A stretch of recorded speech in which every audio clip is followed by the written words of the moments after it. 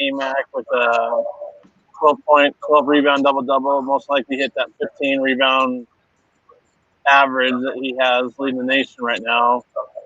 Ty's at home. He was dealing with some health issues this week. But Ty, what'd you see from that first half? I think from Utah Valley, I liked what I saw early on, especially middle of that first half. I think there was a point there where they went on quite a hefty run there. I don't remember the exact numbers, but Utah Valley looked like they were confident. They were moving the ball around well, and on both sides of the ball too. They were getting after it defensively and offensively. They looked connected. They were moving the ball around well on offense, defensively. They were closing out. They were making life difficult for Cal Baptist. For Cal Baptist, I think they looked rusty at first, but as the half progressed, especially at the end of the half, they settled in. They looked better. So, and it's tough too. They haven't played in almost a month, and they're without Rick Roy, who unfortunately is out with what we were told is health issues. So, overall, fun first half. Both teams playing good basketball. Yeah. Utah Valley shot 47% in the first half. Shot California Baptist shot 32%. Like you said, I think it was a little bit rusty start for the Lancers. Sorry for the background noise, everybody. I'm in the arena, so it's kind of loud, and my AirPods pick up everything. So I hope everybody can still hear me. Anyways, Ty, let's take a look at the GCU game right now. 31-31 at halftime against at Tarleton State. I mean, you look at the stats and it's pretty even. The one thing Mhm. that sticks out to me is that Alessandro Lever hasn't scored a point yet down there in Stephenville.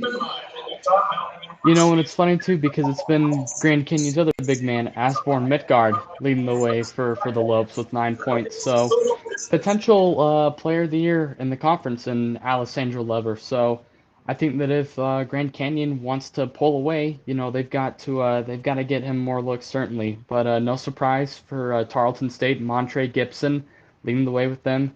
8 points, shooting at 50%. Played all 20 minutes of that first half, so shout out to him for going the full 20. But I've noticed too, Tarleton's they've got fans there. They've got some rowdy students, and it's weird to say this, but I think that that's having an effect on the game. Even though there's not many people, I think that having fans, and albeit rowdy ones, I think that that's having a little bit of an effect on the game. And so it's absolutely great to see. And slow first half from both teams took them a few minutes to get going, but once they did, it was like you said, Kyle, pretty neck and neck. So we'll see where the second half goes. Just want to say hello to Matt today. He commented on the post. So, Matt, what's up? Thanks for following the little live stream halftime show we got going. But yeah, the other thing with that ECU Tarleton game is Javon Blockshirt hasn't scored a point either yet, which I know that head coach Bryce Drew was extremely worried about the defensive pressure that the Tarleton guards could put on his guards. So it'll be interesting to see the adjustments in the second half. And, um, thoughts and prayers go out to head coach Rick Croy of CBU. Hopefully he's feeling all right and that it's just one of those asymptomatic things, but hopefully everything's all right with him and his family. I want to say, I tweeted this out.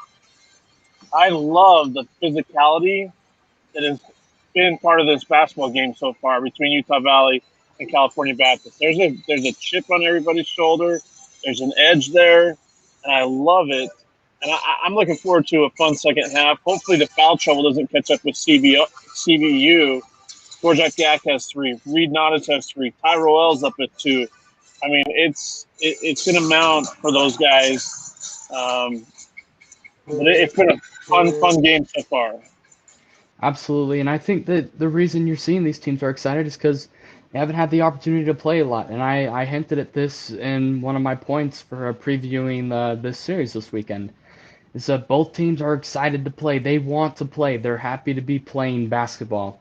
And so now that it's in conference play, I feel like that you're seeing a lot of the nerves settle down. You know what I mean? I don't think you're going to see, hopefully, as many games canceled. Teams are going to be able to play consistently. Teams are going to hit their groove. You're going to see this rush shaken off. So they're excited to be here, and it makes me happy that they're out there. They're getting after it. They're giving it their all. They're leaving it all out on the court, and I love to see it. Like you said, hopefully foul trouble doesn't become an issue, and hopefully Tyrell gets that nice cut that he picked up above his, I think, his right eye. Hopefully he gets that stitched up and he's able to go, because ooh, that was a nasty, nasty fall. So hopefully he gets that fixed up. Yeah, that was right in front of me here on the baseline, and like he flipped over. I believe it was Mark Carbone, but he fell over and ended up hitting his eye on the floor. I think he went in the locker room with 3 minutes left to go in the first half to get it stitched up. But the game's not over because CBU can shoot the lights out. So if they get going here in the second half, watch out. Utah Valley's not the best three-point shooting team. They really struggle from deep. And they've gone to their strength with Fardas and Evan Cole in the paint. So we'll see what the adjustments are made at halftime. This is a good precursor of the back-to-back. You like to see a game like this, and it'll make it more interesting on the second half of these back-to-back games. Absolutely. Nope, I agree, Kyle. And when you look at it, 6 of Utah Valley's 45 points were from 3. So they've only hit 2 3-pointers, and 24 of those 45 come from in the paint. So you're exactly right. Utah Valley isn't a team that they like to say that they shoot the 3 well. Let's be real here.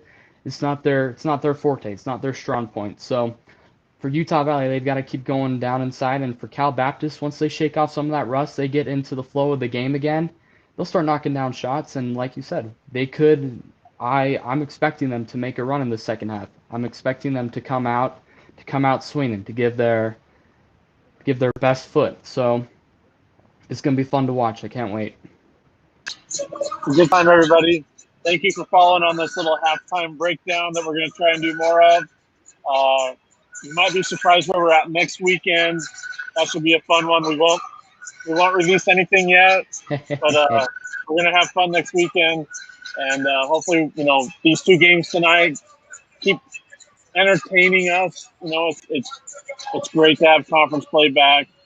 And, like we said, precursors to tomorrow night's back-to-back series finale. So we're looking forward to it. We'll catch you later, guys. Enjoy the rest of these games.